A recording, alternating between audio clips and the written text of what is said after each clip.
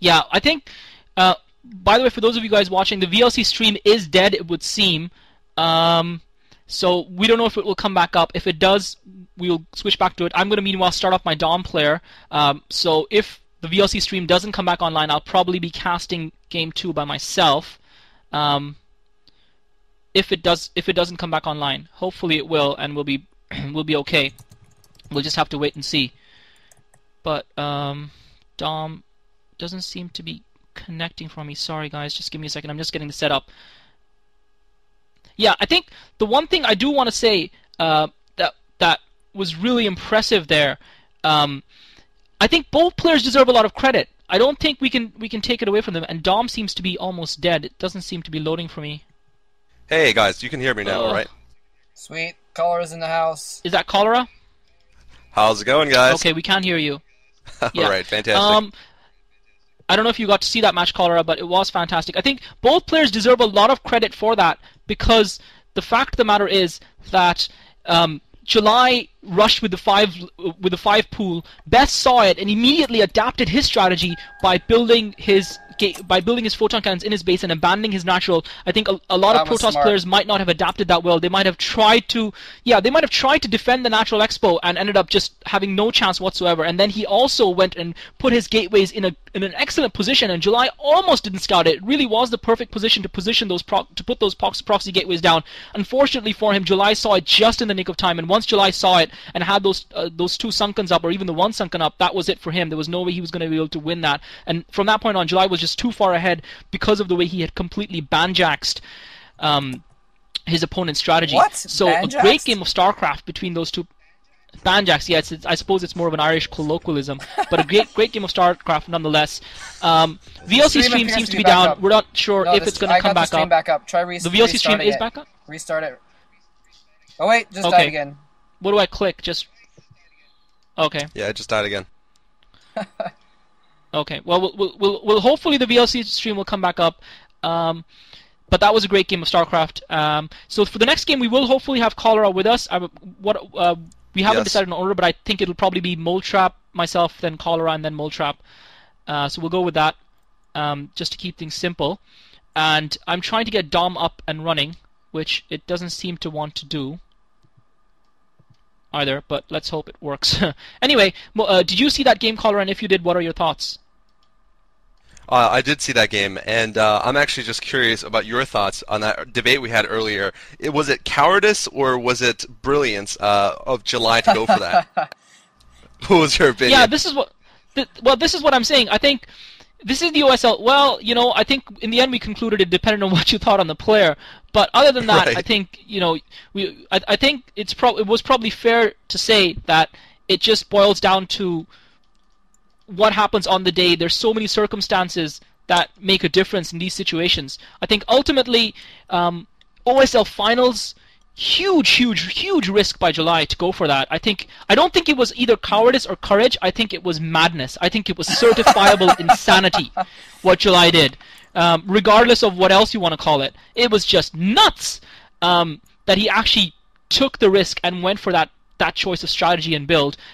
Luckily for him, it paid off. It could so easily not have. But fortune favors the brave. To the victor go the spoils, and July on that occasion was the victor. But really, he had everything going against him. He had the 5 pool. His lings were scouted as they were even coming down the ramp. He had to go cross map, and I think we have to also give July a lot of credit for the way that he spotted he spotted BeSt probe with his Overlord and was able to figure out the direction where BeSt was from, and he put all his money on the cross map position, even though he hadn't gotten a definitive scout in, and managed to pull it off. So, all props to July for that. I've got a little bit of a stream back now. I think. Oh, sorry. Go ahead, Color. Sorry. No problem. Are you guys seeing? How do I the restart end of it? Sorry, Moletrap. I don't know. Just in my VLC, I can just double click on it again. I can just double click on it again. Yeah, play again. Yeah. I'm not seeing anything on the stream. I'm just seeing black. Oh, it seems to be archlarge.handgame.com. Yeah. Yeah, that's what we see. Best game movie. Personally, I think. Okay. Oh wow! Here's July. We're back. We're seeing July from July. Gillette. This is from 2004. Is this when he beat Reach? I think. Yeah, I think this is Reach. Is this when he beat Reach? Either Reach or I don't remember. So I think all of those people who were talking about clutch situations and all of that, I think, you know, first blood to July. Yeah, I think personally... That was a clutch situation if I ever saw one. Personally, I think that was indeed courage, not cowardice on July's part. If it had been like... If Luxury had managed to get to the finals, I would probably be a little bit more skeptical. If some other random Zerg had gotten somehow... Well, if this was maybe a quarterfinal, I would have said, oh, they're just cheesing because BeSt is so good. But July Zerg, you know, I wouldn't call it, you know, cowardice out of his part. And also the fact that he went balls in with freaking Mutalisks afterwards, you know, instead of trying to recover or try and make it a longer game or anything like that. You know, definitely not cowardice. That's my opinion.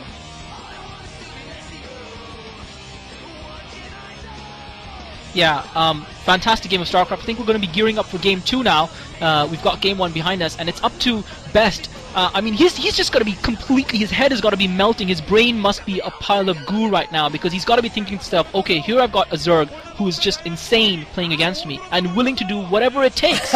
And he's not going to know what's coming at him next time. Should he fast expand? Should he not fast expand? You know, what should he do? Should he try and counter cheese himself and try and take the bull, which is July, by the horns and risk getting impaled on his tusks?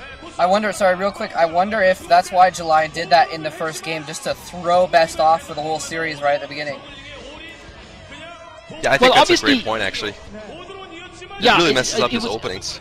Go ahead, Cholera. Sorry. It does, because it does... Sorry, Cholera, go ahead. Yeah, I was just going to say, I think it really... Like you were saying, he doesn't know whether he can go for that Forge first. We're looking at the first-person view mode here, guys. Sorry to interrupt. We're looking at that first person when July was trying to get the scout on those gateways, and you can see from July's first person he had not seen those gateways with that first Zergling as Moletrap had picked up. But the second Zergling coming around the rear, I think, got killed by the photon cannon. That's when July saw it. Yeah, just great scouting by July in the first game.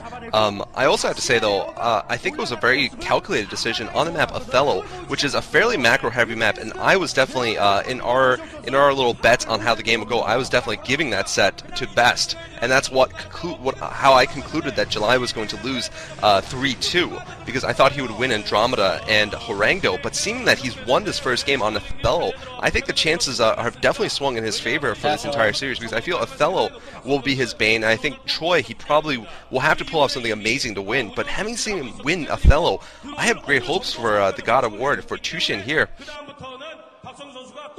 Yeah, I think Troy is going to be BeSt's map. We've seen BeSt do so many freaking crazy things and epic things on Troy. I think it's probably going to go to him. Oh, is that Firebet Hero? Yeah. Sorry, that is Firebet Hero. I wonder who they're supporting. I wonder. If Kuragane can tell us in the chat what the sign said that the Samsung Con team was holding up, that'd be sweet. I don't know if he saw it or not. But yeah, looks like we're... yeah, so looks like I think the next match is, I believe, on Andromeda. Correct me if I'm wrong, guys. Is that the next match? Game 2, no, it's set on 2? Troy. Yeah, next is on Troy. It's on Troy? Okay, so I think in a way it works out really well for BeSt, because it's a map that should really guarantee him almost a victory. I think for Zergs it's just an impossible. I know we saw Luxury do something severely unorthodox against Flash. I don't think it would work against a Protoss because of Protoss's natural tendency to. And we see Midas, ironically enough, I was talking about him earlier, and there he is. But I think Troy is going to work out really well for BeSt, because it should guarantee him almost a victory. I mean, if he can't win on Troy, I don't think he's got much hope in the remaining matchup. But he should be able to conjure up a win on Troy. I mean, who knows what completely insane strategy and plan July's devious mind has concocted for that match. If he was willing to go 5 pool on this, maybe he's going to go for a 4 drone rush on Troy. Who knows what he's going to do? But yeah, I think it should really help BeSt get his confidence back. But I think just to settle things, the next game is going to be a triple commentary, guys, with Cholera, Moletrap, and myself. And it's going to be Moletrap starting off, followed by me, followed by Cholera. That's going to be the order, and we're going to do our best to hand off to each other and keep our comments as brief as possible, so that we can get as much interplay going, and hopefully it'll work out well. We haven't had a lot of practice in triples together, so do bear with us. But yeah, this is insane, and July so far has not disappointed me.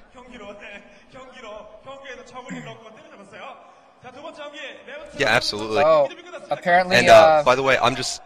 Sorry, real quick. Apparently that Sorry. sign that the Samsung team was holding said God of War.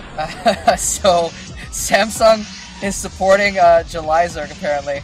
Possibly because Samsung and SKT1 are in contention for the top spot in Pro League, and so they might be rooting for one of their Pro League rivals to go down, theoretically. Sorry, and do you guys see match 1611? Okay, it just faded away. I just want to make sure we're in sync here. That's exactly what we saw. I think we're going to be starting the Okay, countdown great. up here in a second, so I think we'll let Moletrap take it away since he's beginning the cast. Okay. Game 2, guys, Game 2. Alright, Game 2 indeed. I'm so stoked that we have already seen such exciting StarCraft.